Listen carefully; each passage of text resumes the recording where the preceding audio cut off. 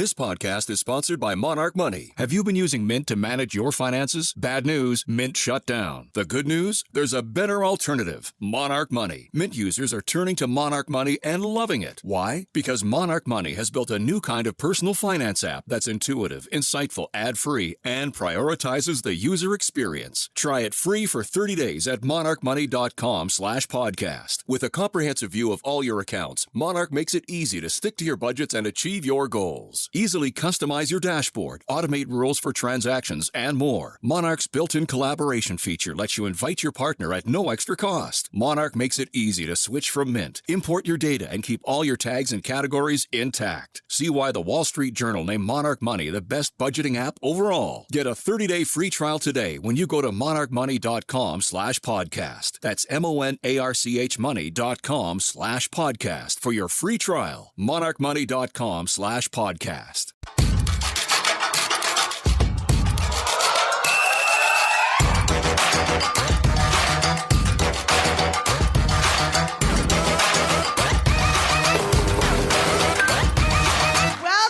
Feminist Buzzkills podcast. I'm Liz Winstead, and this is the podcast that thinks Oppenheimer could have used a little more pink. Yeah, definitely. Just a little bit like more. They missed the mark on that. Tonight we're live at Terminal West in Atlanta, Georgia, and we are so excited to be with this beautiful audience. Moji, tell the fine folks of Atlanta what we got coming up on the show. Hello, audience. Hello, earhole friends, the people who are not here tonight. You know, just when you think you've heard it all, we have the newest push in stripping your rights away. Fetus lawyers, we'll tell you more about that. And also over a dozen AGs have a plan to put a lawyer in every uterus. Very good use of this. Yeah, an overreach that would test every constitutional limit. Again, we'll tell you a little bit about that. I know. I kind of feel like conservatives' favorite sexual position is the overreach around. Again, that joke kind of deserves more. The overreach around? Come on now. Bring it in. Plus, we have amazing guests. From Grace and Frankie, the hilarious Baron Vaughn is here to do some stand-up and have a little chat with us. And the reproductive justice trifecta, Agbo Ikor, Kwajelyn Jackson, and Inyang Njoku talk about abortion justice in Georgia. Yes. It's a full show. I feel bad for the people who aren't here, quite frankly. But so why we're here in Atlanta, we're not just here to do the podcast, although it would be great if we were Pod Save America. We are with less white guys. Pod Save Abortion? Pod Save Abortion would be nice. We're here because with AAF, part of our work is there is an unbelievably horrible extremist group that is called Operation Save America. And I know. Oh, you guys are aware. Oh, you're aware. So cool crowd. They're an offshoot of Operation Rescue for your old guard folks. They have been terrorizing abortion providers and patients for 50 years. And they've kind of gone unchecked, quite frankly, in our movement. People kind of wrote them off as extremists, and they've been getting elected slowly and doing all this shit. So they have their national convention in a different city every year. And we at Abortion Access Front travel to where that national convention is, and we know where it is because we've joined their churches clandestinely. We follow them, we do their shit. We have it's really fun. And they don't know, and they have never really been subjected to women who talk. So they're pretty freaked out. So what we do is we help out at the clinics if they need us with like extra escorts because they come en masse. It's like 1,000 people sometimes. It can be, and then they travel around the city and they're garbage. We were at the Brave Stadium today and they were out there with those abortion signs and we were out there trolling them. And so we're just here to do some good work, to work with the folks here in Atlanta and then to also expose who these fuckers are. And we've all been in various stages of what we do. Alyssa, this is your first time experiencing this phenomenon. What were your thoughts? I mean, I feel like you guys did a great job of preparing me for watching hours of how horrible these guys are. But you don't really get it until you watch them putting their children to work while they do their little open mics of hatred, and watching how little they actually care about the children right in front of them really put it all in perspective. It was nasty. Yeah, and here I'm going to break some news. Alyssa's not a Christian, and they didn't enjoy that. No, they were not fans. Not fans. That was a fun target. I had tick a lot of boxes. Queer, Muslim, feminist. They hate those things. Yeah. One of them asked me, what were you doing in 1992 while I was out here saving babies? And I was like, okay, I was 2. And I was in the middle of the Gulf War. And he goes, oh, did you serve? And I said, True. I'm going to have to invest in a new moisturizer. But no, I was being warred upon, sir, over in Kuwait at the time. Yeah, they don't understand that the Gulf War wasn't just a game show on TV with graphics and a theme song. Newsflash, I was there. You were warred upon. And Moji, you've done this a couple of times. Oh yeah, I'm old hat at hanging out with the OSA folks. I know all their greatest hits. My womb is a death stroke, all that crap. Oh, that's a good one. Yeah, no, it's one of my favorites. But what I noticed again, because there was a pandemic, I don't know if you guys remember, and so I sat out a lot of the OSA crap. So this is my first time in a few years going back and really getting the OSA in stereo. And it was wild being outside of the clinic. We were at, which clinic were we at yesterday? Preferred.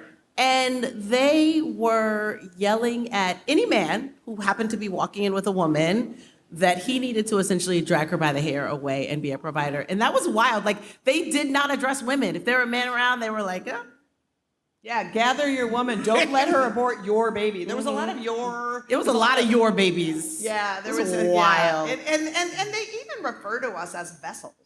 They literally will call us vessels, and I was like, my sisters call me Terminator 3. I don't want to give too much, but I'm just saying, I ain't nobody's vessel. So I kind of wanted to flex and be like, I actually have to step out and do some parenting in the middle of this protest.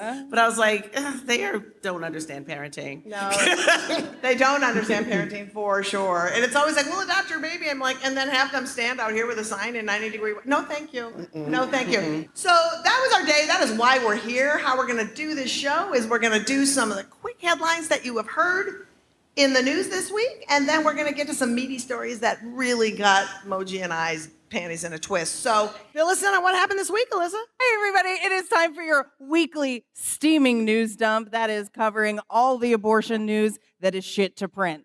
Let's start with some good news over. No. I know. Listen, I had to start you in easy. The state of Maine is doing the most, enshrining reproductive rights so you can have an abortion at any time a doctor deems it medically necessary. All right. Yes. We love that. This is great news for the 122 people who actually live in Maine. But for the rest of the country, be warned, it may take up to 40 weeks to even get to Maine from where you are. For those of you doing the math, that is a full-term pregnancy. Barring any strongly worded letters from Susan Collins, abortion is now poised to surpass Stephen King novels as Maine's #1 export. All right. Oh, Maine. Yeah. Now let's take a 22-hour drive from Maine all the way over to Iowa. Now, there may be a writer's strike going on right now, but a Children of the Corn reboot is playing out in the Iowa courts currently. A judge there has blocked the state's second 6-week ban that was just passed 1 week ago. Insiders say Iowans are afraid that if this 6-week ban goes into effect, it'll take away the only activity that there is left to do in that state. And the hot takes keep piling up this week on the story that continues to be the gift that keeps on giving me a rash. Of course, we're talking about Tommy Tuberville's destruction of military readiness and access to abortion. Hot take number 1. Insurrectionist fist bumper Josh Hawley doesn't want people to have special rights to do what he's calling abortion tourism. Abortion tour. Can you imagine the pamphlet for that? All-inclusive, beachfront with sun, surf, and all the abortion pills you can eat. Tip is not included. Bring your sangles. Hot take number 2. Republican Congresswoman Nancy Mace of South Carolina this week dabbled in protecting abortion rights for a solid 3.5 minutes, boldly denouncing Tuberville's amendment, saying, quote, "It was an asshole move." Ironically, Mace's next move was also an asshole one, to vote for Tuberville's asshole move. Okay, now there's a semi-asshole move coming up. Are you ready? Senate Majority Leader Chuck Schumer said he'll put Tuberville's anti-abortion amendment to a vote, saying he wanted to give it a fair hearing, also claiming it wouldn't pass. But with Kristen Sinema and Joe Manchin, the Jay-Z and Beyonce of asshole moves, if you will, Schumer can't promise shit, okay? Your move, asshole. I feel like there's way too many assholes on the move here. There's a lot of assholes. Somebody bring me some There's a lot of Imodium on the There's a lot of corner asshole stage, moves. please. Yeah. Yeah. That's all for me, folks. Thank you. This has been your my steaming gosh. pile of news. Thank you, Alyssa. The thing that is sort of startling is that we can do a weekly podcast and there's shit we don't mention because we don't have enough time. Oh my gosh, it's so much. I know. It is so much. And so we have so many stories that Moji and I, there was two that we both were like, we have to drill down because there was slight mention of it on the news, but they just didn't hit what we needed to get to. So Moji, you want to kick off with the first one? Absolutely. This is one that got my panties in a twist. 19 attorneys general are super butthurt and wrote an angry letter to the Department of Health and Human Services because, wait for it, the federal government plans to step in and tell them they cannot force other states to hand over people's medical records when they travel for legal abortion care. Yeah, wait for it, it gets better. These states passed bounty hunting laws and abortion trafficking laws and HRT bans, and now they keep passing these laws where they actually assert they have the right to arrest their own citizens in other states and that they can snatch those medical records and prosecute them. And this is like wild. So essentially, doctors, abortion providers, other healthcare professionals have asked, they actually went to the Department of Health and Human Services and they were like, we need a little clarity. We just need to know, like, what of these asshole laws do we need to comply with? Can you just clarify what's happening in HIPAA so that we can know what we have to comply with? Yeah, and the federal government was like, sure, we'll look into it. And then they're like, here's the deal. We're just going to clarify it. No state can arrest you for crossing state lines to have an abortion in a state that is legal, full stop. That is what we want to propose. And man, they went fucking mental. These AGs, basically, they just want the right to hunt people down, and they are not even trying to hide it. They said in their letter, it was like a 19-page letter, they were like,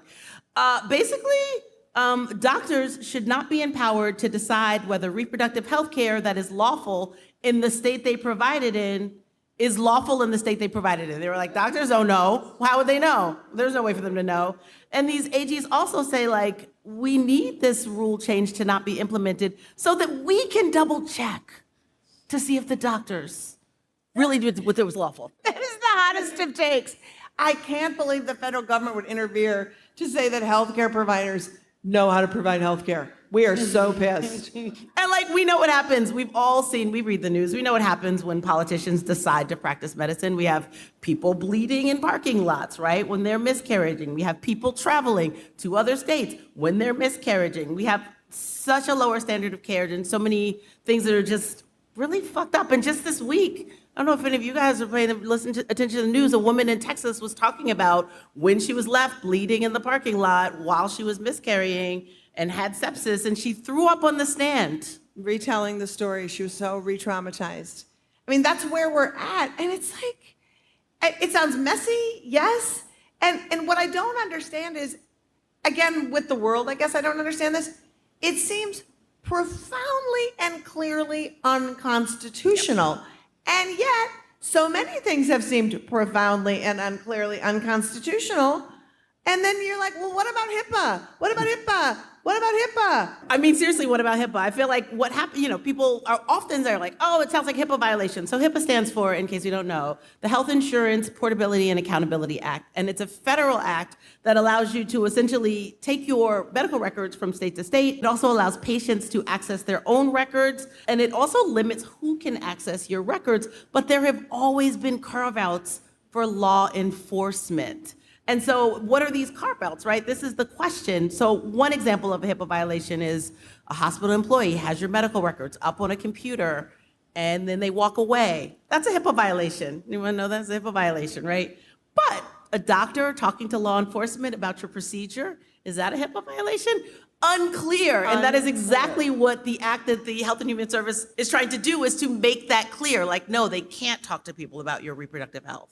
Well, and here's the messy part. Like, I don't know if you've been thinking, the whole time I was reading all of this information, I was like, I don't understand. A, there is no federal abortion ban, so how is this even a thing?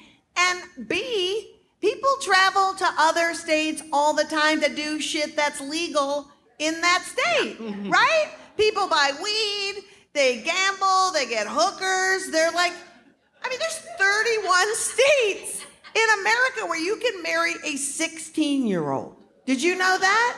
30 fucking one states. It's like, can you imagine them legislating that shit? Like Johnny Indiana can't go to Vegas and spill like, I don't know, buffalo wing juice on some hooker's boobs because he can't do it in Indiana? No, that would not never in a million happen. years. There's lobbyists for that. That would never happen. So, like, let's game out some of the things that can happen, right? There's scenario one. I'm in Georgia, right?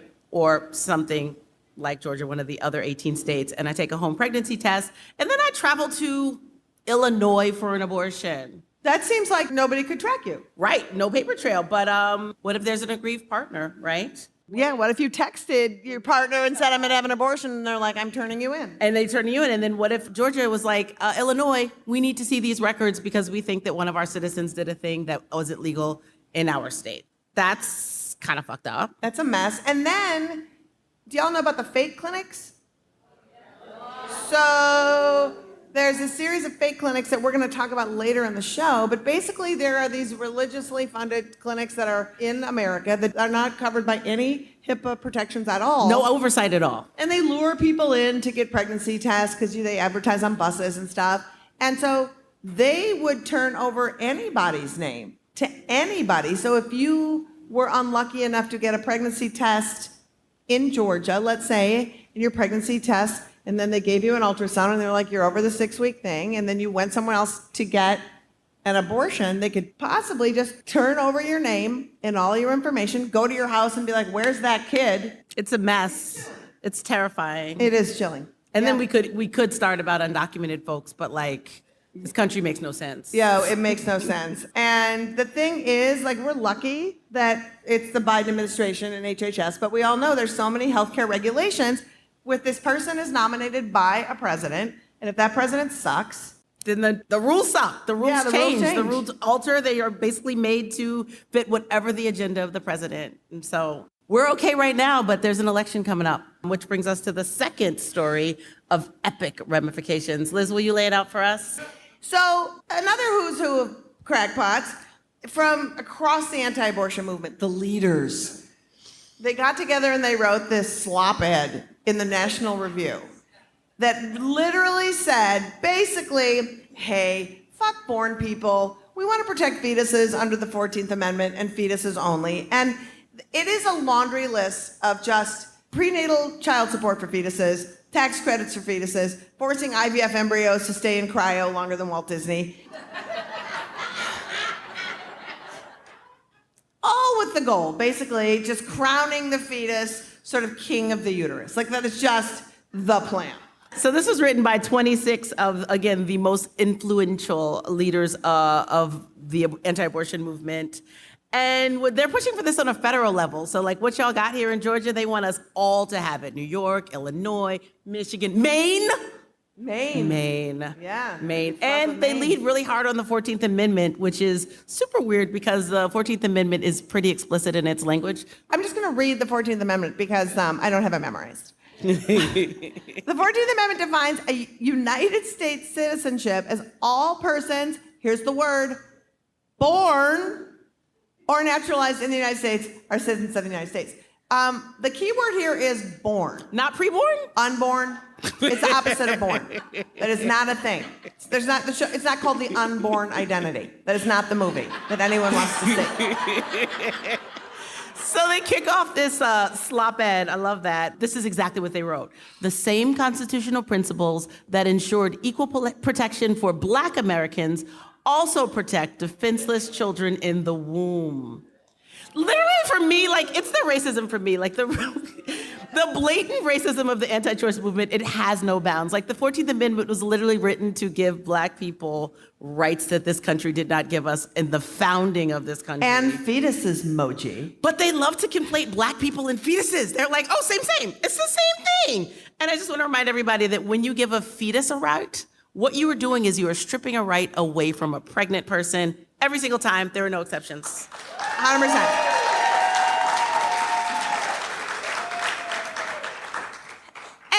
Laundry list, and then we kind of ran it at the top, but like there was a couple of carve-outs that we just wanted to highlight because it is fucking bizarre. So one is basically every batter blast into a uterus becomes a child with all of the rights and privileges and equal protection in state and federal laws, full stop. So that's just basically weird. Yeah, and they want to ensure that anytime a fetus is not birthed, somebody gets punished with fetal homicide, wrongful death, child endangerment. There's more. Yeah. There's more. It's like you are not allowed to have a pregnancy that doesn't come to full term for any reason without having somebody investigating you. I mean, that is where we're fucking at. And I'm just gonna like drop really some hot take. This is a terrible idea. Love a hot take. Terrible idea. And also, not only is it a terrible idea, it's already happening. Like, all this shit is already happening. Yeah, Parvati Patel was sentenced to 20 years for a self-managed abortion in Indiana after seeking health care after her abortion.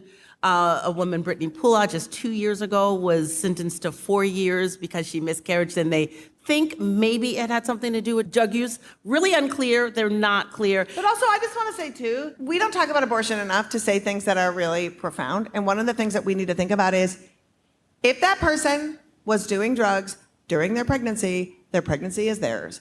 And we cannot be judging people based on what they do to. If we believe in full bodily autonomy, we have to believe in full bodily autonomy. That is what we believe. So I just want to say that this, their behavior shit, no. Is bullshit and fetal personhood. Yeah, some tainted, drugged out sperm doesn't get any call outs. No. No. Over it. That was in Oklahoma, but my favorite, and by favorite I mean one of the more horrifying, is in Alabama. Marsha Jones was shot by someone else while pregnant. And because she'd initiated the fight that resulted in her being shot and ended her pregnancy, she was indicted for fetal homicide laws. The shooter, nothing. I don't even think they got a tap on the wrist. But she was indicted, and if political pressure had not come to bear, she would be in jail. Yep, she would be in jail. And the big finish to the list is, of course, a lawyer for every fetus.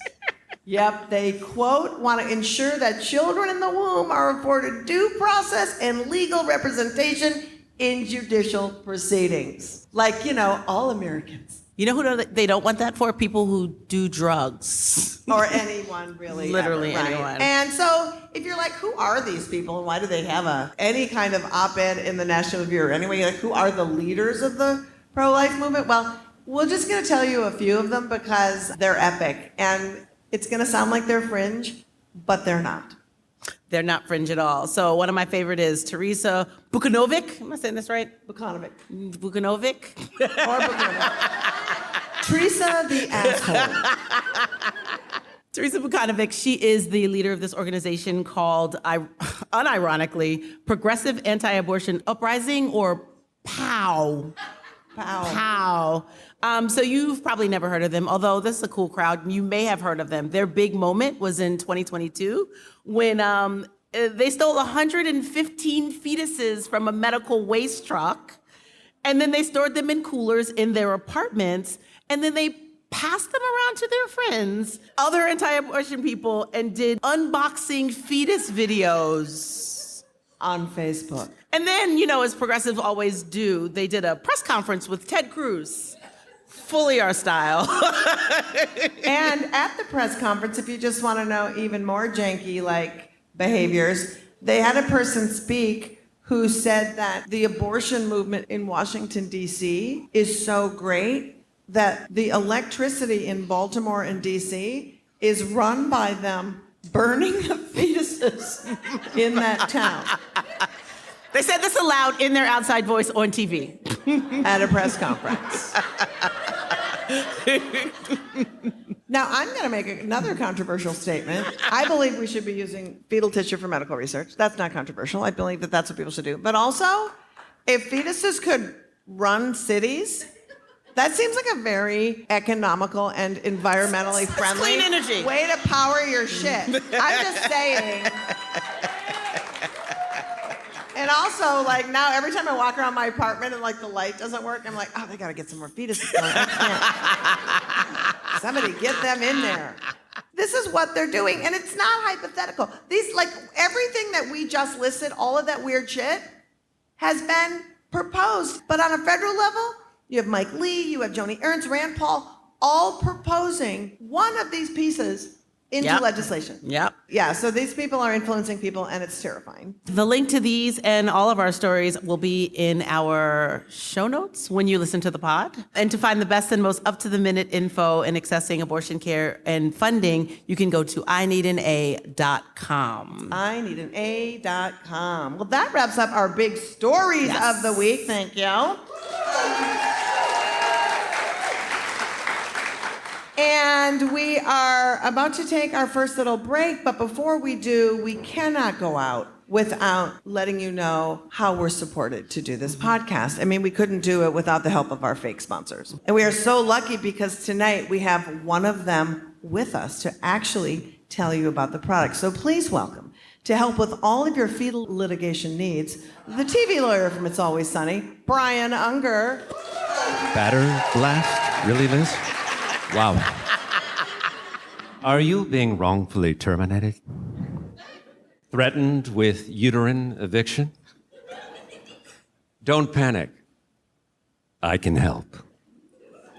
You've got squatters' rights. That's right. Hi, I'm It's Always Sunny in Philadelphia lawyer Brian Unger, attorney for the unborn.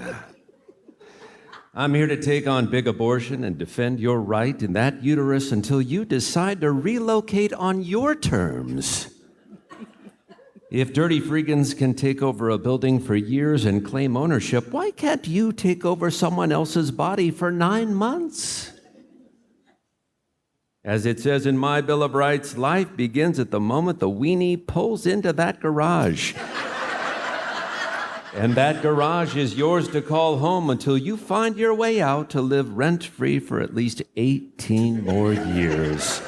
I pride myself in speaking for those who cannot speak for themselves because you don't have little lips and literally can't form words. Email me now at Brian Unger and Sons, the ones who weren't aborted, for a free consultation using the promo code BROLIFE and get a pair of my patented fetal kitten mittens absolutely free. Don't wait, let me help you, because every fetus ends with us. Brian Unger, Esquire. Thank you, sir. We really have terrible sponsors. Yeah, we really have the worst have sponsors. We need better sponsors. We need any sponsors. Let's be honest. This gag is really fun until you look at the bank account. Then you're like, Thank you, Brian. Thank you, Brian. Grab it, have it, Brian.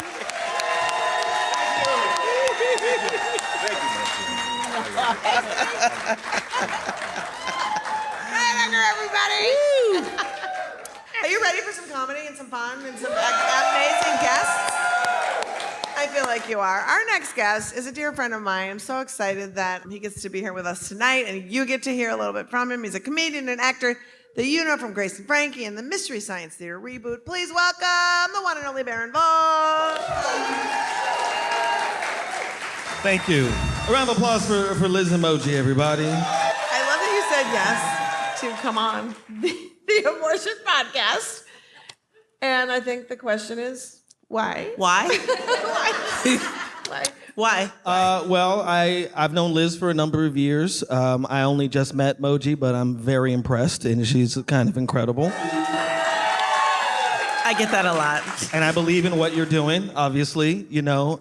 So I wanted to be able to come support and meet all these beautiful people out here tonight. Awesome. Love it. I know, and it's so rare that like Brian's an old friend and you're an old friend, and to have all of you live here and to do a show in a town where like, oh my God, A-list awesome friends are here. It kind of makes it really special. It is the A. So It's an A. Well, you're my A-list friend. We're in the A. You're in the A. Yep. Okay, so I do think when you got Grace and Frankie, oh yeah. right? And I was like, how the fuck is Baron doing a show with my two feminist icons? And why am I not doing a show with my two feminist icons? Bitch stole your look. I was like, you are really treading thinly, my friend, on my career. That's not the question, though. We just thought that was I was funny. just saying I needed to get off my chest.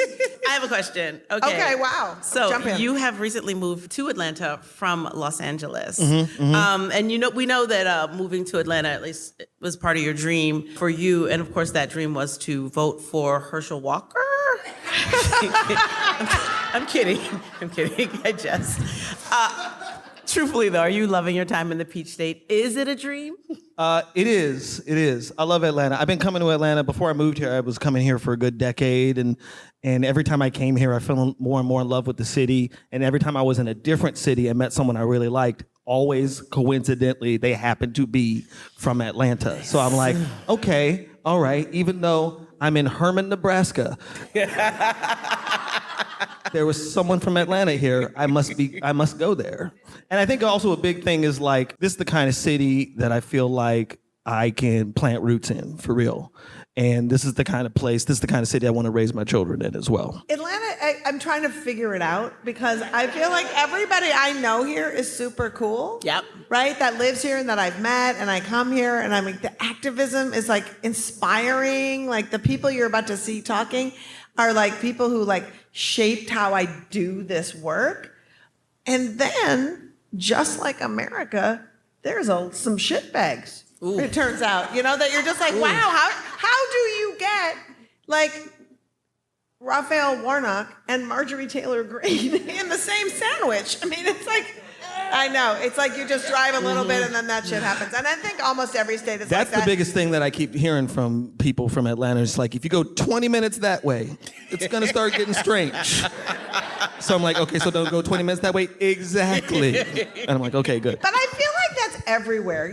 I split my time between Brooklyn and Minneapolis. And you drive 20 minutes outside of the city and you have George Santos.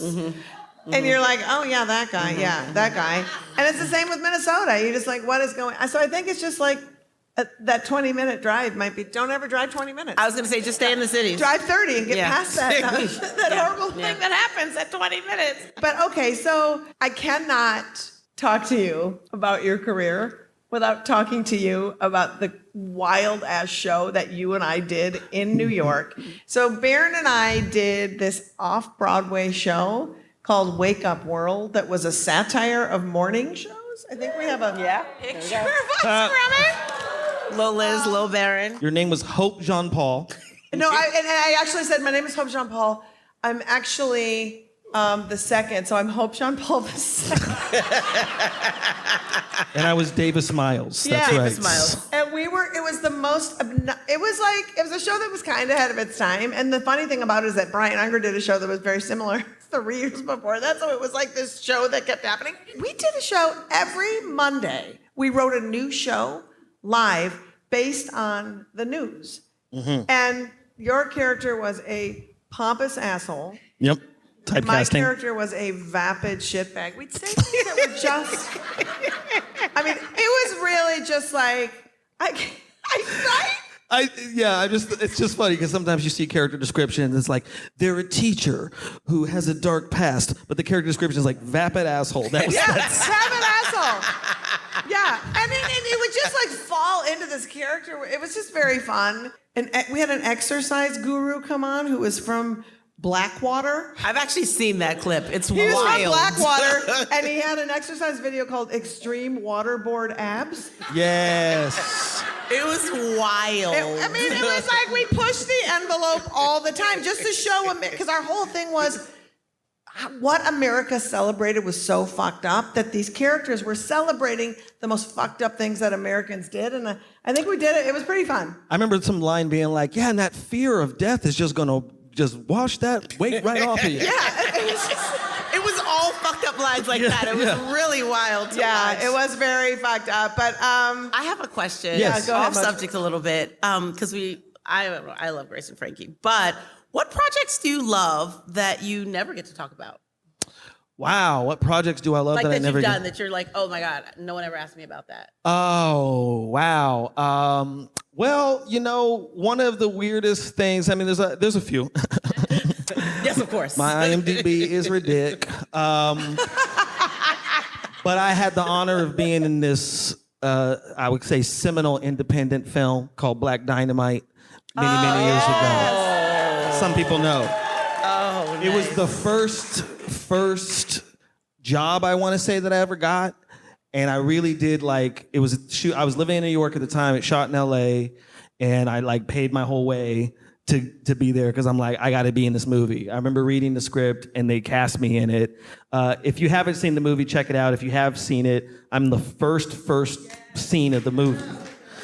It's a take on blaxploitation films, but they also play with the conventions of everyone outside, like how the politics outside of the set influences the set. Like there'd be stuff like the actor playing Black Dynamite doesn't want to do this scene. Like that's kind of like the meta thing. So my take was, my bit was that like, you know, they're doing these blaxploitation movies, but a lot of the professional black actors were like super duper New York theater people. So they did not sound like they were from the streets. At all, you know, and that was kind of the bit that I did, where it was like, I will slap you up and down these streets. I come from the hood, sucker. Stuff like that was kind of like my bit. And I love that I got to do this like crazy meta sort of thing. And I would get recognized by the weirdest people. I remember one time, actually, I was hanging out with Liz in Brooklyn, and I went down, there was this restaurant downstairs, and I went to get a burger, and Common was there. And he was with Serena at the time. Williams? Yes. Do you have to say Williams? No. She is it's like saying recognizable. Beyonce Knowles. The teenage witch. And I thought Beyonce, wait a minute, Johnson? Knowles. Oh, okay. I thought you meant Beyonce I went to high school with. But yeah, Common and was down there with Serena, and I noticed them. I was like, was that Common? With Serena? Well, okay. And I got my burger, and as I was about to walk out, Common was like, excuse me, brother? And I was like, yeah. And I came over, and he was like, were you in Black Dynamite? And I was like, yes, I was. And I walked out with the confidence of a man with 2 burgers. Well, what was hilarious about that is we would rehearse the show at my apartment all the time. And it was just, and so Baron comes up to my apartment with a hamburger, and I was like, did something happen to you? I got recognized. And he said, yes. And I was like, did you get robbed of the 3 things that you watched? I was like, robbed of my insignificance. You were stunned. Yeah.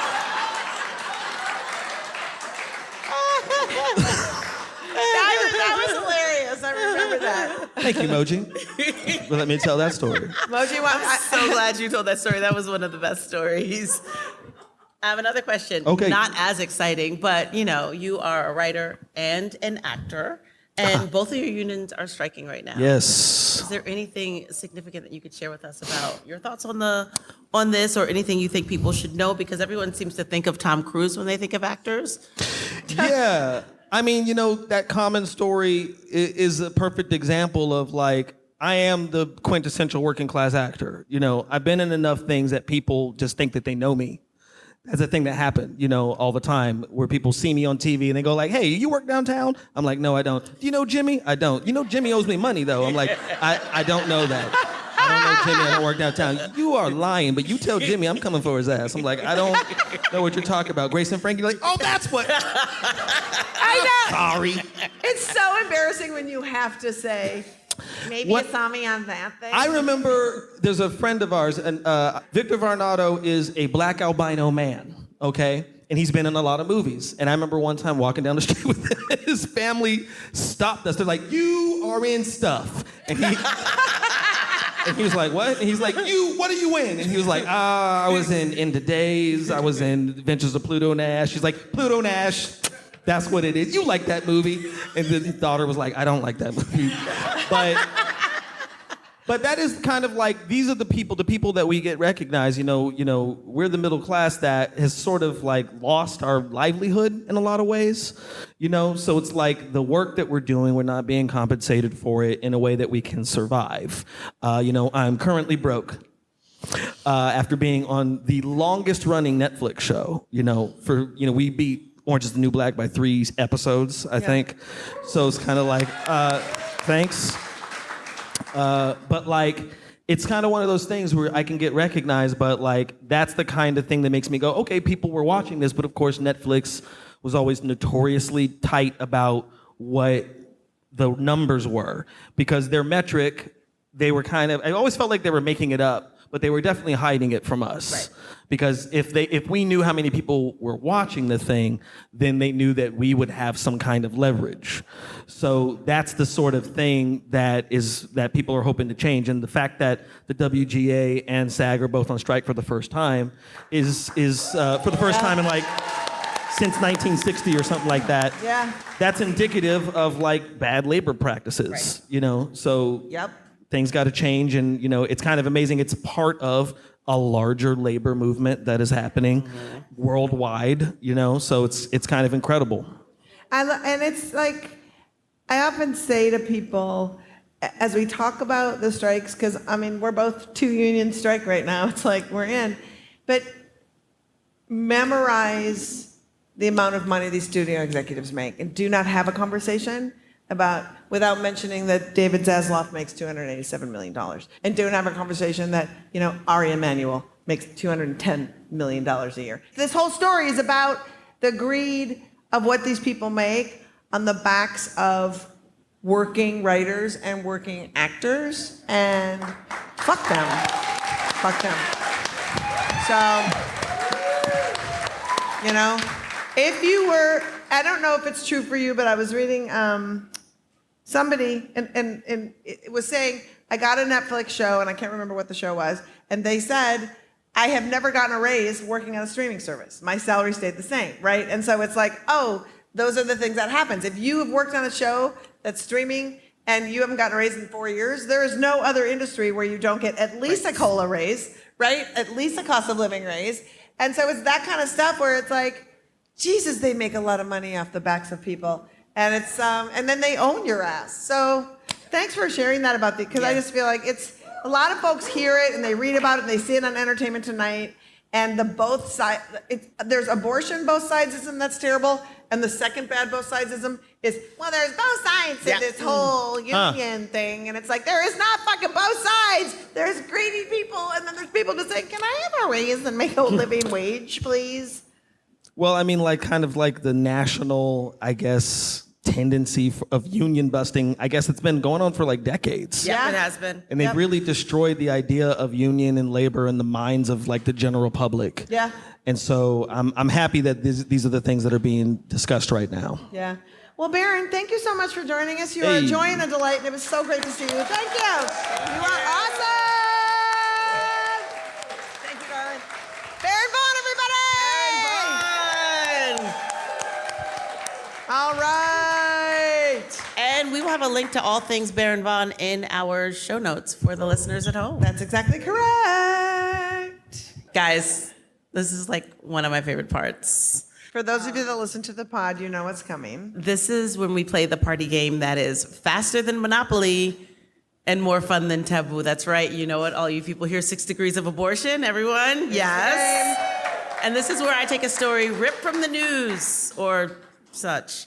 And Liz has 6 chances to somehow link it to abortion. I'm doing it publicly. Publicly. She's doing it live. Not my strongest, but I'm really excited about it. We're all excited about Barbie Hyman? No? Barbie Hyman? Barbenheimer? Barbenheimer? Barbie Hyman is also very I'm sorry, exciting. English isn't my first language. No, I think, no, can we start calling it Barbie Hyman? I'm going to call it Barbie Hyman. Because I think we all wonder about that. So Oppenheimer's coming out Oppenheimer. the same day as Barbie, which I'm 3,000% more excited about. But an actor that I love is in it, Cillian Murphy. You may have No heard idea of him. who that is. Oh gosh, well, he's in Oppenheimer. He's kind of a big deal. Everybody else, he was like in so many other movies I love. I am like a pop culture dumpster fire. So let's try it. You know what? Do I have to tag that? Nope, just Oppenheimer. Tag Oppenheimer to abortion. 6 tries. Okay. I'm gonna go a really stupid way that's gonna bore everyone, but I feel like I'm gonna do it. Okay. So I can't really tie Oppenheimer. I probably could, but I'm not gonna try. It's Christopher Nolan. I don't know who that is. I don't know who that is. Who is that? He's a director. Oh yeah, I saw him. I just saw He's him kind on of a big Entertainment Tonight. deal. Oh yeah, he did other movies I haven't seen either. So many that movies. Matt Damon. He did. I didn't see the Matrix. He did the Matrix. Is that him? No, Okay. absolutely not. Who Never. is he? I don't know shit. He did the movie where the walls were sliding. What was the Oh yeah, one? that was the Guy Pearce movie. That's what I meant. He What? did the guy Memento. No. Yes. Yes.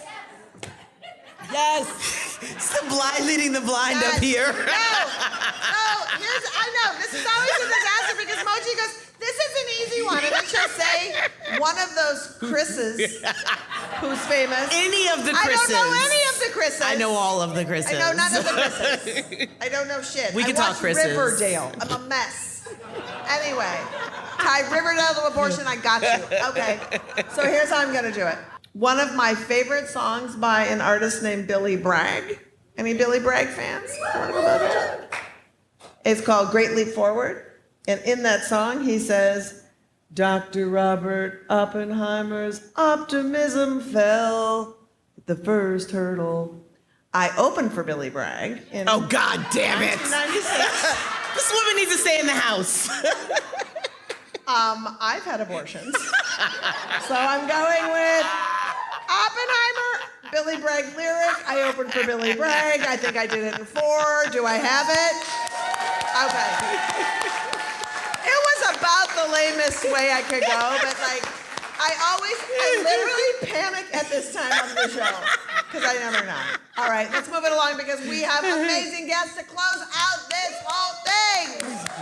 All right, Moji, let's tell the folks who they are. They are badasses in the reproductive justice movement right here in Atlanta, doing all the work like abortion provision, abortion funding, policy advocacy, and so much more. Please welcome Agbo Ikor, Kwajelyn Jackson, and Inyang Njoku. So, this is how this shit works. None of y'all are doing just one thing. You all do multiple things. So to set it off, can each of you tell folks about your organization, what you do? Maybe Kwajelyn, let's start with you. Hello, everyone. My name is Kwajelyn Jackson. I'm the executive director at Feminist Women's Health Center, which is... Ever heard of it? We are a reproductive health rights and justice organization that has been providing abortion care in Georgia since 1976. Woo! That's my whole life, y'all. And we also do outreach, advocacy, leadership development, public policy, civic engagement, and movement building all around the state. Well, hello, everyone. My name is Agbo Ikor. I am the Policy and Advocacy Director with Spark Reproductive Justice Now, based here in Atlanta. We are a reproductive justice organization that operates at the intersections of reproductive justice and queer and trans liberation. Queer folks get abortions, trans folks get abortions, we need contraception. And I've been with Spark for about 6 years now, and Spark has been around for 15, 16 years now. Awesome. And Inyang, will you round us out? Yes. Hello, y'all. My name's Inyang. I use she and her pronouns. I am the Director of Caller Services of Access Reproductive Care Southeast. We are an abortion fund, and we support with funding and logistical support, and also have an amazing outreach team. And then I'm also a registered nurse at Summit Medical Associates, an abortion clinic here in Atlanta, Georgia. Okay. All right, Kwajelyn, I'm going to kick it off with you. All right, so for all of you that are not like in the weeds with what's going on with abortion access in Georgia, I wondered if you could just lay out and summarize what is happening, with the state of abortion access in Georgia as we sit here on this stage? I'd be happy to. So the first thing that I always say is that abortion is legal in Georgia. Say it again. Say it again. Abortion is legal in Georgia. It is heavily restricted. It is extremely restricted, but it is legal. So don't let anybody tell you otherwise. We are still providing abortion care almost every single day. So the restriction that technically passed the legislature in 2019, HB 481, restricted abortion to the point at which fetal cardiac activity is detectable. So it's not actually a weeks and days limit, it is a fetal development limit. It does have exceptions, meaning that if the pregnancy is a result of rape or incest and the person has filed a police report to that end, or if the pregnancy has been deemed medically futile, meaning that it does not have a diagnosis that would allow it to survive outside the womb, or, and this is the most vague of the three exceptions, if there is severe impairment to a major bodily function of the pregnant person, and this is the part that many of the providers that we work with and in other fields have so much vagueness and ambiguity. That's why you're hearing some of those stories about folks who are being forced to almost die, get very, very close to real significant and permanent harm before the legal teams of hospitals allow for folks to intervene on their behalf. There are a bunch of other restrictions that have been passing in states like Georgia, Mississippi, Alabama, and other places for many, many years before the Dobbs decision. So we've already had parental notification laws and waiting periods and mandated speech that the legislatures have forced us to give. But that's the lay of the 6-week ban.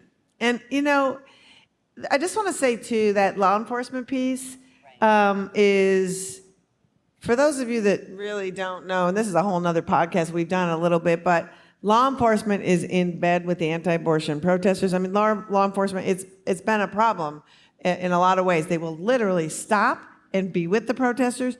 Law enforcement is not a place no one should have to report anything that happens to them to be able to access care.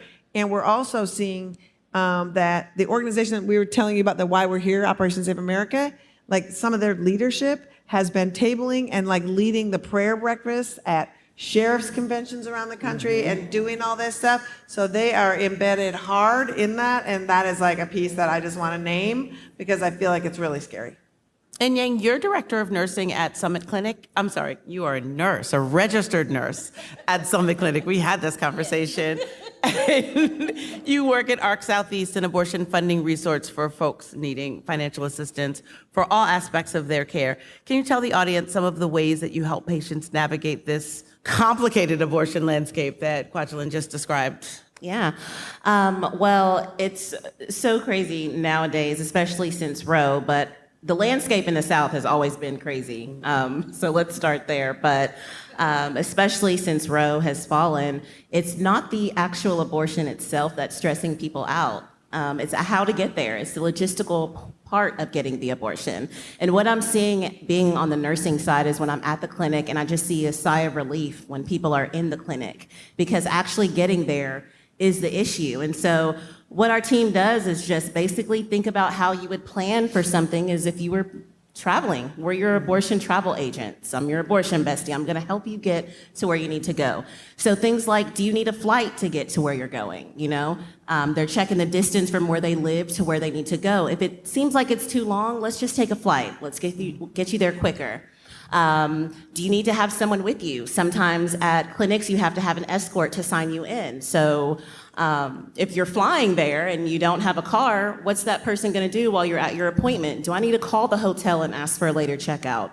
Do I need to give your escort an Uber Eats voucher or Uber voucher to go to maybe a coffee shop and wait because you can't wait at the clinic? Most of the people that we serve are already parents, so Do you need childcare? Are you bringing your child with you? You know, I've been on the internet with my caller and we're looking through hotels that have pools or that have breakfast so that your children can have something to do while you're actually getting your procedure. Have you even ever been on a plane before? You know, you may have people who their first time on a plane and you have to explain what connecting flight means to somebody.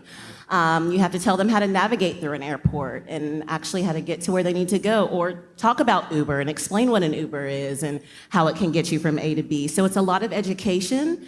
It's a lot of, you know, supporting them to plan what they need to get done.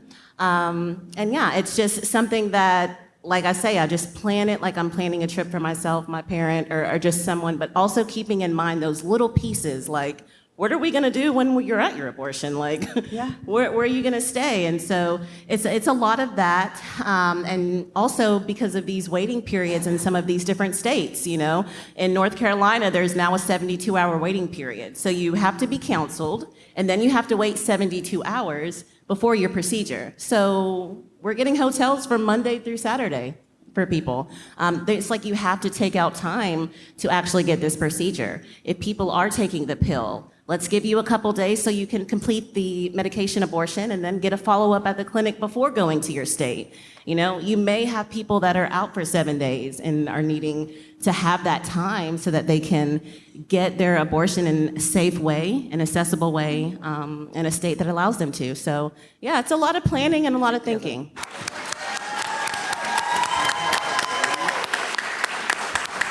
When we talk about things and sort of assisting people, we talk from a place of privilege, this baseline of privilege, where you don't think about, what if someone, English isn't their first language? You know, what if they've never been on a plane? Like, all of those things are so crucial to remind folks that, well, when Roe fell and everybody was like, I'll offer my room to somebody, I'll drive you someplace. Somebody should have a dignified abortion, that they get to choose who their people are that they travel with. And you have to explain to a bunch of people, let's say you do need financial help, or you know, you just need anything. The least amount of stories we should force somebody to have to tell about their abortion, it should be the goal. You know, your level of need shouldn't make somebody have to tell over and over again. Because isn't the goal to keep your own, to be able to have a dignified abortion? That's the goal. Yeah, that's the goal. So thank you. Ken, I guess, Kwajelyn, as you deal with patients, can you talk about what kind of toll these bans and this sort of travel have on the patients you see or your staff? So it certainly has been really confusing to a lot of people. You know, we certainly keep abreast of like what's happening at the legislature, just like you all do. We read these bills beginning to end, typos and all. But your average person is trying to understand what's happening from the internet, from their friends, from the headlines, and trying to understand like all of the things that are required. So we get calls from folks who legit don't understand what's happening, why they can't have what they need. Oh, my friend told me that 2 years ago she came to you and it was fine and it was great, and why can't I come? Or we have people travel from other parts of the country, because even with a restricted state like Georgia, people are still coming to Georgia, where abortion has been totally banned. So they've come, they've gone through all the logistical support with an abortion fund like ARC Southeast or someone else. They've gotten all their things together. They get to us, they get to the ultrasound, and then sometimes we have to tell them no. Sometimes we have to tell them, we are so sorry, but we can't care for you anymore from this point. We can try to help you get somewhere else. And that is devastating. It's heartbreaking. So people are already being denied care where they live, and then they come to someplace else thinking there's going to be respite, and they're denied a second time. And we are telling them, actually, it's gonna cost you more for you to figure out how to go to the next step. So that's really like upending for a lot of people. Our staff have been incredible. I just want to say that, like, you know, frontline staff, I know that you will say the same. Frontline staff in independent abortion providers are some of the hardest working, most creative, most compassionate people that you will ever meet in your life. And so their ability to make a way out of no way, their ability to like absorb all of the complex emotions that people are bringing in with them, their ability to navigate through a wall of protesters where they're coming into work every single day, like all of those things, they are incredible champions. And yet, so many clinics across the country that were in states where abortion has been banned have been forced to close or have been forced to pick up and move, leaving behind a talented, dedicated, highly skilled workforce who now have to figure out what else they're gonna do. And there are people who are in clinics now who are going to work every day not knowing what might happen. Is the legislature gonna do something worse? Are we actually bringing enough revenue to pay everybody? Are we gonna have layoffs next week? So all of that insecurity on top of the incredibly hard work of abortion provision anyway, I could not be more grateful for the people that I work with every single day. At Abortion AF, we love abortion providers because we know that they do a lot of the really important hard work of caring for people, caring for their neighbors a lot of the times. Agbo, I wanted to ask you, you are working in coalition to pass something called the Reproductive Freedom Act, which would put reproductive freedoms into Georgia law. It would repeal the Georgia restrictions to abortion care, and it would hopefully expand access to care. And this is awesome, but there's a GOP majority in both chambers and the governor, and it just got one more vote harder? Who is this person that switched parties? So we want to know, A, who is this person that switched parties? But also, why are you working so hard on a bill that has such a slim chance of passing? Yeah, so Representative Misha Maynard, never heard her name before, honestly, before the past couple of days. She's been a mess. Never heard of her. She's been a mess. Really? She sounds like a total mess. And also, stop copycatting that other asshole in North Carolina. Right. Trish Gotham.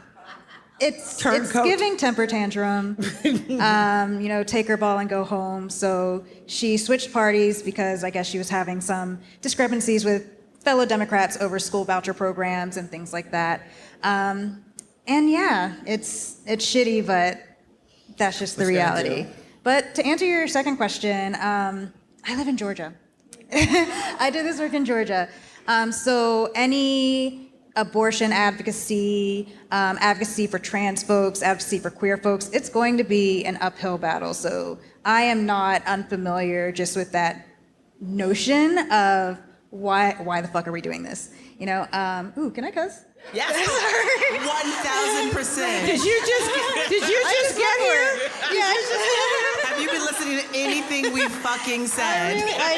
For fuck's sake, what are you even? Awesome. So when it comes to bills like the Reproductive Freedom Act, just reminding folks that back in 2019, HB 481, Georgia's 6-week abortion ban, it passed by 1 vote.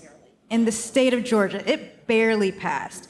And that's a testament to all the amazing advocacy that the amazing organizations did on that bill. Spark, ARC Southeast, Feminist, NAPOF, all of these just amazing organizations, I definitely haven't named them all, who did the work, who wrangled these legislators to really try and make sure that this bill did not pass. Unfortunately, it did end up passing, but the fact that it passed by 1 vote in the state of Georgia.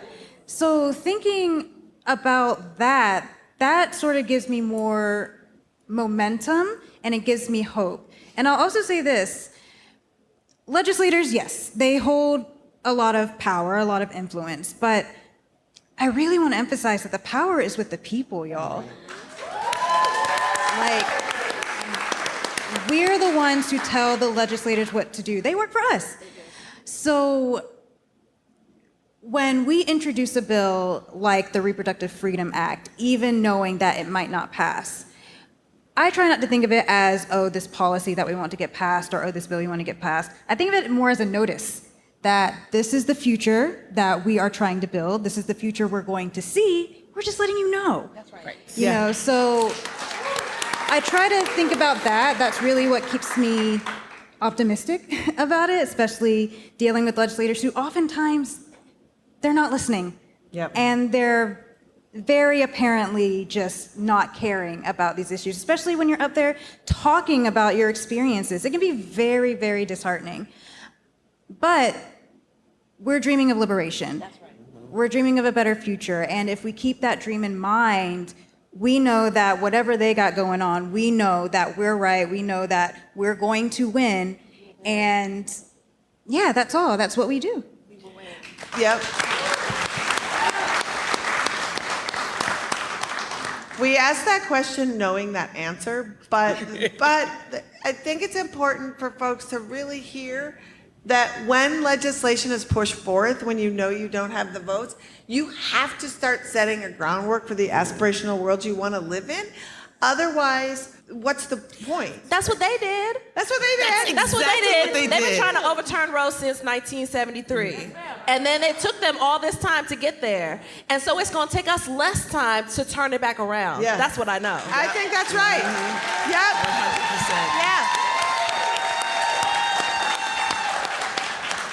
Agbo, I want all of you to weigh on this, but Agbo, I want you to start first.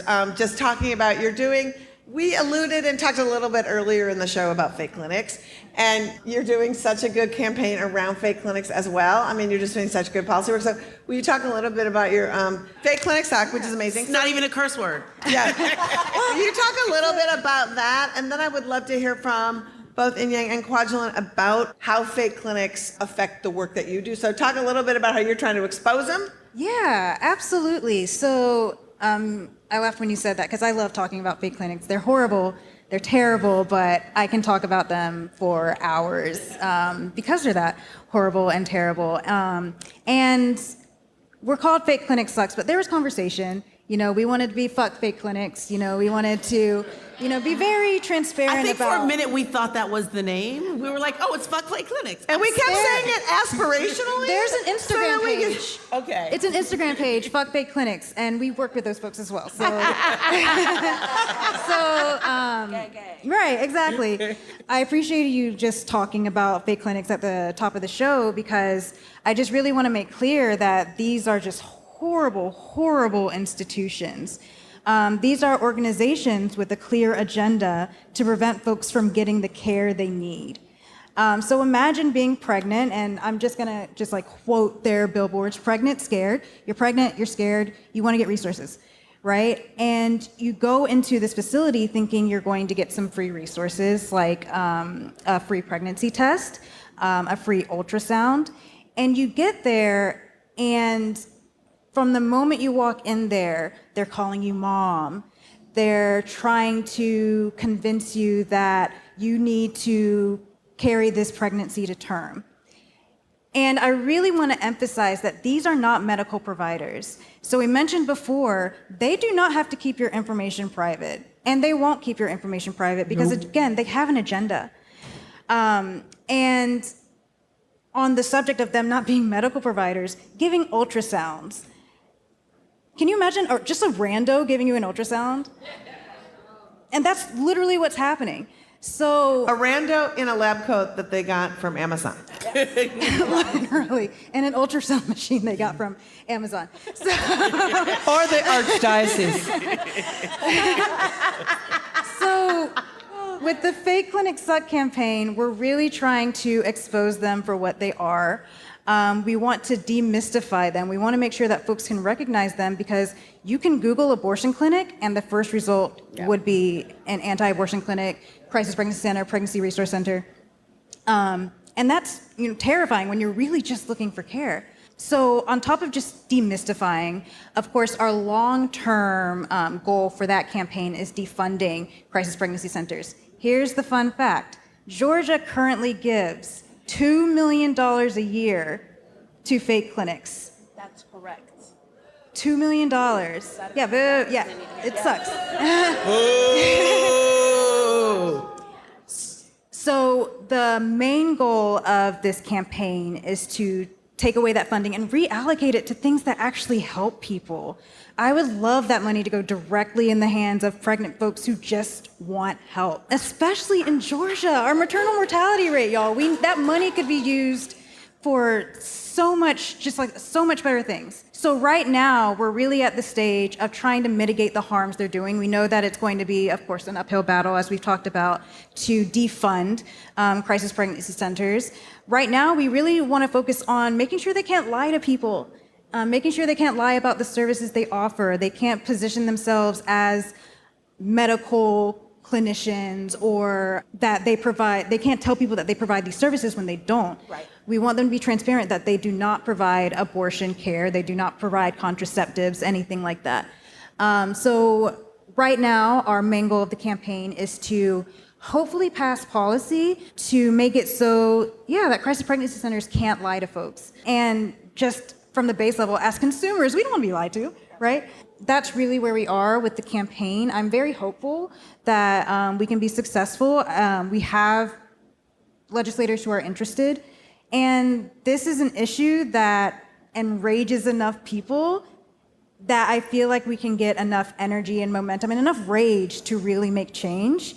I encourage everyone to go to the Capitol come 2024 during legislative session and just let your folks know that this is not okay. What are you going to do about it? And if you start, sign up with Spark, you can find out when to go to the Capitol. You don't just wander up to the Capitol and be like, hey, who do I talk to about fake clinics? There's like a whole sitch. But make sure that you go and sign up and get your asses on these mailing lists, because these people are going to bring you a better Georgia, and it's up to you to let them and be part of it.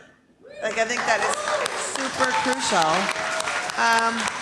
And I just want to quickly ask both of you just to talk a little bit about, I know you've seen patients who have initially started their journey at a fake clinic, and what that means. If you could just each quickly just talk a little bit about what that looks like.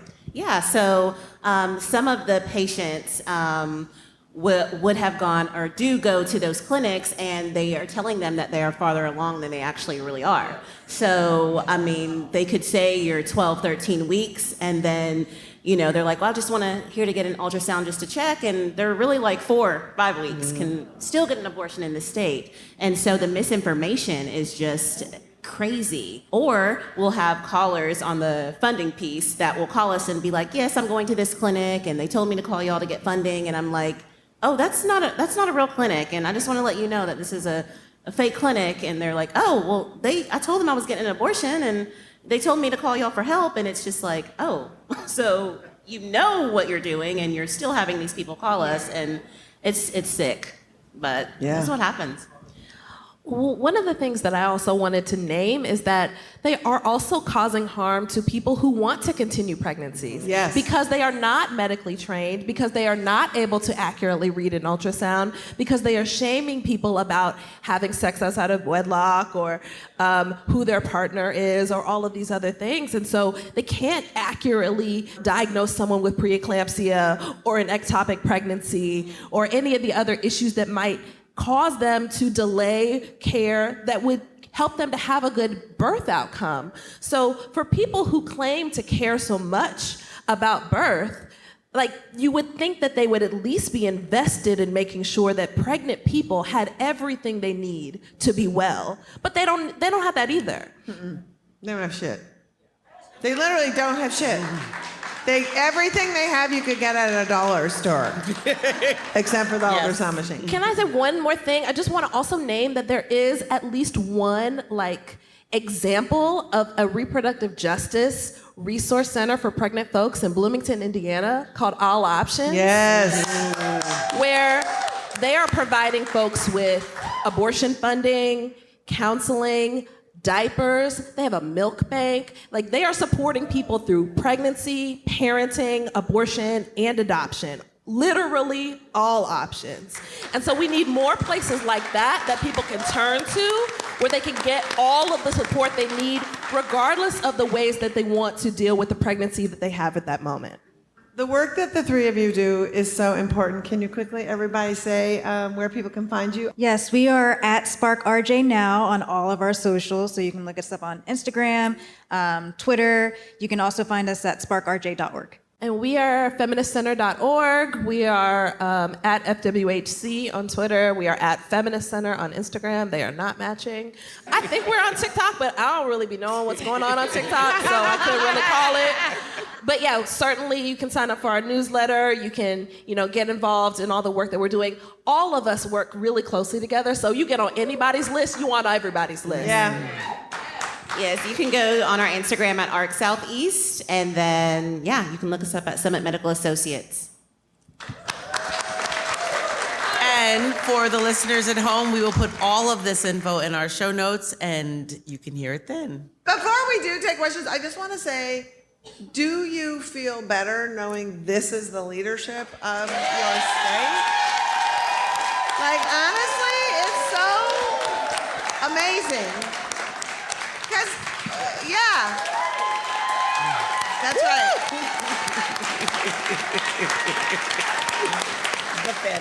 I mean, it's really true. And the reason we do this podcast is because it's so massively frustrating to not hear from the people who are doing the work, and to hear, conversely, people go, why isn't anyone doing anything? And it's like, what the fuck are you talking about? People are doing shit all the time, and you don't ever get a chance to meet them. So thank you. And we have questions. It's happening. Hi there, I'm Sarah. I'm actually a registered nurse as well, and a doula. And as someone who has performed CPR on a dying pregnant person, I believe that abortions can save lives.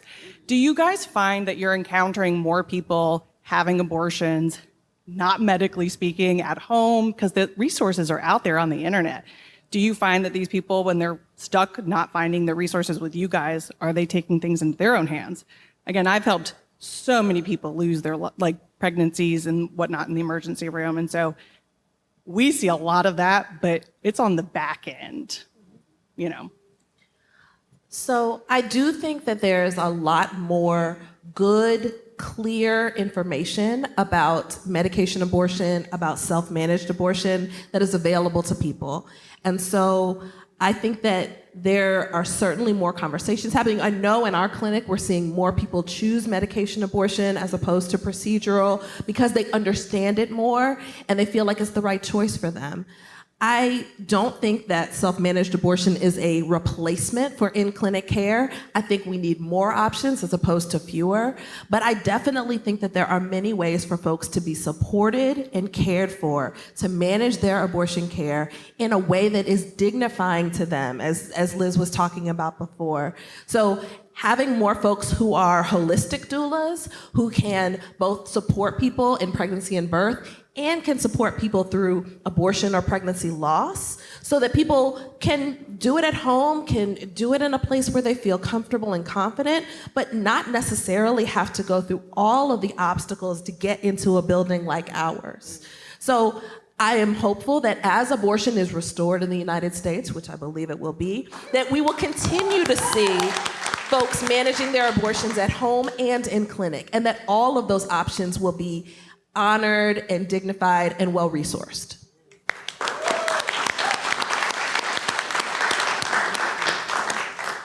Just a simple question. Can you speak a little bit to the impact that protesters and targeting and harassment and stalking and violence has on your staff, in the 3 minutes that we have, and potentially also your patients, just so folks have an idea of what that's like? Well, at our clinic, there aren't many protesters because we're in the back, but I know that whenever I'm an escort for people and I go to other clinics, even for me, myself, it's uncomfortable.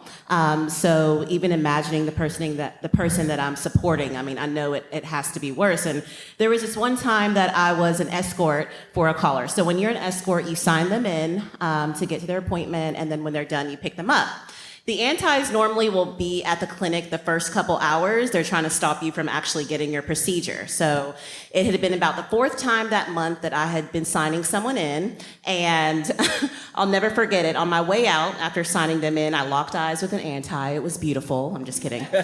We locked eyes. He had his megaphone in one hand and his hand on his hip in the other, and he looked at me. Mind you, it had been 2 weeks into the month, 14 days. And he screamed into the megaphone, "Well, this is the fourth time this month." And I was just like, so people in the parking lot were staring at me. It was loud. I got a little embarrassed. You got me there, buddy. But then I was just like, oh my gosh, this man thinks I've been pregnant 4 times in 14 days. And I wanted to say something to him. I wanted to educate him, and because like all the other people in the parking lot were like, oh my gosh, like, you know, the people that were escorting. So like he was spreading that misinformation, that violence, and I was just like, yeah, I'm gonna let him believe I can. So I mean, it is crazy, and how they are just they remember me, you know, from just signing someone in. Like that itself felt. It sucked, but I knew that if I give him 1 ounce of even an educated piece of the human body, like when you're making posters, what are you talking about? But just like wanting to give him that energy, I said, I'm not, because if I even give him just the ounce of attention, it's gonna take it away from the person I'm helping in real time. And so it sucks not being able to be like, but I'm also like, I have to help this person in this time. And they think they've won, you know. I didn't say nothing back to him, so he probably thinks I'm pregnant again. But just knowing that I have to support that person, it makes me not focus on those people. Yep. Well, that's why we're here. Right. You know, you got the patience. I'm like, what kind of a dumb shit are you? You know, and there is a person running for president right now that made the bold statement that Democrats want to allow abortions up to 52 weeks of pregnancy. And so you're like, we are living in troubled times, my friends. Kwaj? I'll be really quick because I want to make sure we have time for one more question. But yeah, we certainly have regular protesters who are outside our building on a consistent basis. We unfortunately know them by name. And I think one of the things that's really important to name is that because so many of the patients we care for are Black people, and so many of our staff and providers are Black people, that is a regular part of the rhetoric that they are spouting at us to try to talk specifically about like how if Black lives matter, why don't Black babies matter? And those kinds of language, as if they're the people that we would have run into in the streets when we are trying to actually stand on behalf of Black lives. And so I think that we all practice this like non-engagement. We don't look them in the eye. We don't give them the time of day. I don't want them to even get a whiff of my perfume. I want them to I want to pretend as if they don't exist. But it still is really hurtful to people who are coming in for care, who are not necessarily shamed by like the talk about how God hates them, but really can get offended by the co-option of language that is for our betterment and for our protection and being turned against us as we are trying to care for ourselves. So that's the part that I really want people to know, that white supremacy is all up and through what they're spouting from that sidewalk. Yeah, 100%. All right, last question. Hi, my name is Amira. Thank you all so much for speaking tonight, and not only the work that you do every day to serve people right now, but also all the like visioning that you're doing to like build a better future. Like so much gratitude to all of you. I had to write my question down. So it's actually related to what you were just speaking about in terms of like Black liberation. So I have been supporting the movement to stop Cop City in Atlanta. Which, if people don't know, is a $90 million police training facility that the city plans to demolish the Weelaunee Forest to build. And I'm wondering if any of you can speak to the connections between the movement to stop Cop City and reproductive justice movement work that you're doing in Atlanta, or even more broadly, the connections between the reproductive justice movement and the fight to stop police violence and the fight for Black liberation. Yeah, absolutely. So thank you for this question and just highlighting the work of Stop Cop City. So we like to say that reproductive justice pretty much covers everything. So for those who aren't familiar just with like the tenets of reproductive justice, the right to have a child, the right to not have a child, the right to parent children in safe, affirming environments, and the right to bodily autonomy. So reproductive justice definitely has something to say about Cop City. Absolutely. It's especially the way they went about it. I can talk about that, but the existence, or I guess this desire to build this police training facility when we have folks who are houseless, That's right. when we have folks who do not have what they need to survive in this city, and to give $61 million to this facility that would train more officers to commit violence against our communities. That is an RJ issue because you can't raise children in that kind of environment. If you're afraid that anytime your young Black child is going to school out in the streets, that they're going to be criminalized, that impacts your decision on whether you want to have a child. That's right. So Stop Cop City is a reproductive justice issue. It really, really is. I really want to emphasize that. 100% a reproductive justice issue because it impacts how we're able to make these decisions about our lives. It impacts the resources we have available to us, and not even to talk about like the environmental impacts of this thing. So again, thank you for just raising that. And I'll say that Spark is in conversation and partnership with Stop Cop City folks to get our folks out there canvassing. If you are a resident of Atlanta, please sign the petition to get this referendum on the ballot come November, because we need these signatures, y'all. We need to make sure at the very least our voices can be heard instead of these backdoor dealings and money being spent on things that we didn't want. Right. So. I'll be really quick. I'll try my best. But I want to echo everything that Agbo said, but I also just want to emphasize that part of the reason that the reproductive justice framework was formed was because the choice narrative was not sufficient to actually explain the conditions that we live under. And so if you have to choose between watching your children be gunned down in the street and terminating a pregnancy, that's not actually a choice. If you have to decide between bringing another child into your household and paying your light bill, that's not actually a choice. If you have to choose between like treating your cancer and remaining pregnant, that's not a choice. That is you dealing with the conditions that you find yourself in and doing the only thing that you can do to survive. And so what we actually need to do, in addition to protecting and restoring access to compassionate abortion care and all reproductive health care, we also have to change the conditions that people live under. And so that includes us actually uprooting the police state that so many Black and brown communities have been trying to survive for decades upon decades upon decades, for hundreds of years. So, like, actually trying to uproot not just Cop City, but the ways that our communities are being surveilled and controlled and harmed day after day.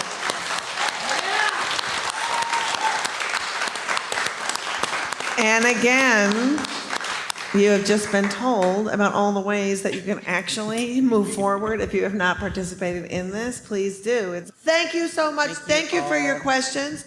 Thank you for coming to the show. And I just want to say, in this room tonight are several people who are working in abortion care from around the country who are here. And I would just like you to give a round of applause to these amazing people who are here tonight, and yourselves a round of applause for escorting patients, working at clinics, working at hotlines, and doing the work, and also to our incredible staff at Abortion Access Front for making all of this happen. So thank you so much. Alyssa, tell people how to leave, what they need to do to make their lives better. Thank you so much to all of our guests. Give it up for Agbo Ikor, Inyang Njoku, and Kwajelyn Jackson one more time. For our comedy guests, Brian Unger and Baron Vaughn. So funny. All the staff and volunteers, you, our amazing audience, Terminal West, and everybody listening at home, thank you. One more big round of applause for them.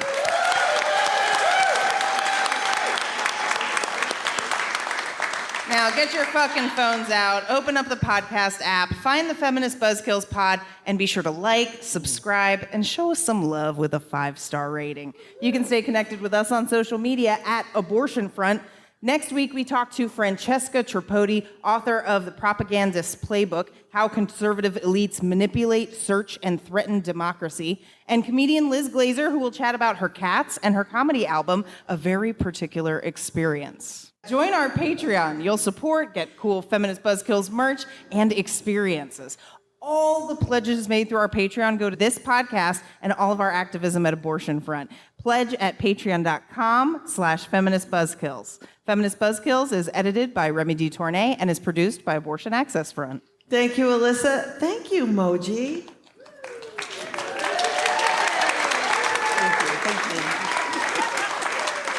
It's fine. This is the longest podcast ever, but I feel like you are the best audience. You're still like happy and alive. So we're gonna leave you with a little treat. We leave you with someone who is a joy and a delight, and we're so thrilled they're alive.